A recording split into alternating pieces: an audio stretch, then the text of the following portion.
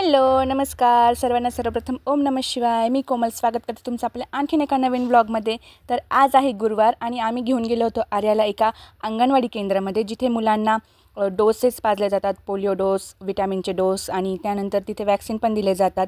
तर हे एक सरकारी स्कूल होतं जिथे आम्हाला बोलवलं गेलेलं होतं, पण स्कूल अजून सुटलेलं नव्हतं। स्कूल सुटल्यानंतर तिथे आशा केंद्रातील महिला येऊन आपल्या मुलांना डोसेस पाजले जातात, जे फ्रीमध्ये असतात। आम्ही फर्स्ट टाईम हे असं तिला फ्रीमध्ये डोस पाजणार होतो। आमचा हा फर्स्ट एक्सपिरियन्स होता, त्यामुळे आम्ही तिला छान असं तयार करून घेऊन गेलो होतो। आणि इथे तुम्ही बघू शकता ही बालवाडी भरलेली होती इथे, आणि तिला वाटलं की आपल्याला पण आता स्कूलमध्ये आणलेलं आहे। तिला खूप छान वाटलं आधी, मग ती लगेच आली, शूज काढायला लागली। त्यानंतर तिने गॉगल काढला, तिला सांगितलं टीचरने की जा तिथे शूज काढून ये। मग तिने लगेच गॉगल काढला, शूज काढला, पण तिला तिथे बसायचं नव्हतं। तिला मोठे बाहेर जी शाळा होती त्या मोठ्या मुलांमध्ये तिला जाऊन खेळायचं होतं, त्या मुलांसोबत तिला मस्ती करायची होती। त्यामुळे ती सरळ निघाली बाहेर आणि त्या मुलांसोबत जाऊन मस्ती करायला लागली। आणि त्या मुलांना इतकं छान आवडलं ना। ही 5वीपर्यंतची शाळा होती, जिल्हा परिषदची प्राथमिकची। तर इथे मुलांची आता मधली सुट्टी झालेली होती, इंटरवल झालेली होती। काही मुलं डबे खात होते, काही मुलांचे खाऊन झाले होते, आणि ज्यांचे खाऊन झाले होते ते असे छान मस्ती करत होते आणि तिला ते खूप आवडलं। ती लगेच वरती गेली, चढली आणि त्यांच्यासोबत मस्ती करायला लागली। आणि त्या मुलांना इतकं आवडलं की ते लगेच तिला घेऊन सगळेजण खेळू लागले तिच्यासोबत।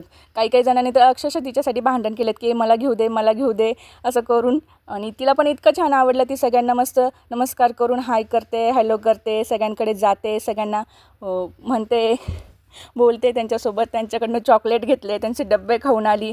तिला इतकं आवडलं, ते इतकं एन्जॉय केलं तिने, म्हणजे तिला छोट्या मुलांपेक्षा तिला मोठे मुलं जास्त आवडले।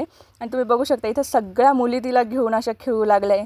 यानंतर इतका वेळ त्यांनी तिला घेतलं, अक्षरशः त्यांचं इंटरव्हल संपली, त्यांना टीचर बोलून नेत होते। आणि आम्हालाही सांगितलं की तुम्ही तिला तिकडे आतमध्ये घेऊन जा, जेणेकरून त्या आशा केंद्रातल्या महिला आल्या की तेव्हा तुम्ही द्या। तुम्ही खूप लवकर आले।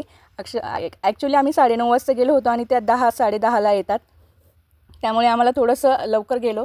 आम्हाला माहितीच नव्हतं। जे घरी आल्या होत्या त्यांनी सांगितलं होतं की 9 नंतर तुम्ही कधी येऊ शकता, 11 वाजेपर्यंत 2 तास असतं, आणि ते फक्त गुरुवारीच असतं, म्हणून तुम्ही गुरुवारी घेऊन या। तर आम्ही माहीत नसल्यामुळे पहिल्यांदाच गेलेलो होतो, तर आम्ही लवकरच गेलो थोडंसं। आणि इतक्या वर्षानंतर असं शाळेत गेल्यानंतर त्या मुलींना बघून, त्यांच्या ते 2 वेण्या, तो युनिफॉर्म बघून मलाही माझ्या शाळेची आठवण झाली। आम्ही असंच छान मस्त तयार होऊन 2 वेण्या घालून स्कूलला जायचो, युनिफॉर्म तेन घालून।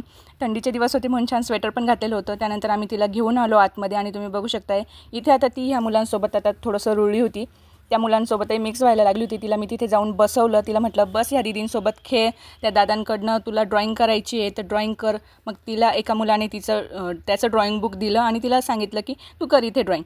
तर तिला तिच्या पद्धतीने ड्रॉइंग करायचं होतं, तो सांगत होता तिला तसं ड्रॉइंग करायचं नव्हतं। त्याच्यामुळे ती त्याला म्हणते की नाही मी करेन माझ्या हाताने। थोडी जिद्दी आहे आमची मुलगी कारण की तिला तिच्या स्कूलमध्ये सगळं त्यांचे टीचर त्यांना स्वतः करायला लावतात ना, असं इन्स्ट्रक्शन देत नाही की असंच करा तसंच करा। आणि ती प्ले ग्रुपला असल्यामुळे कसं त्यांना काही इतकं असं इन्स्ट्रक्शन नसतात की हेच केलं पाहिजे तेच केलं पाहिजे, कंपल्सरीच नसतं असं कोणत्या गोष्टी। पण इथे थोडंसं ते मुलं तिला सांगत होते की नाही तू असं कर, तू तसं कर, आम्हाला टीचर रागवेल असं होईल, पण ती काही ऐकायला तयार नव्हती। आणि फायनली सगळ्यांना त्रास देऊन तिचं झालं होतं आणि आमचंही काम झालं होतं। आता आम्ही निघालो आहे, चला भेटूया नवीन ब्लॉगमध्ये, तोपर्यंत बाय।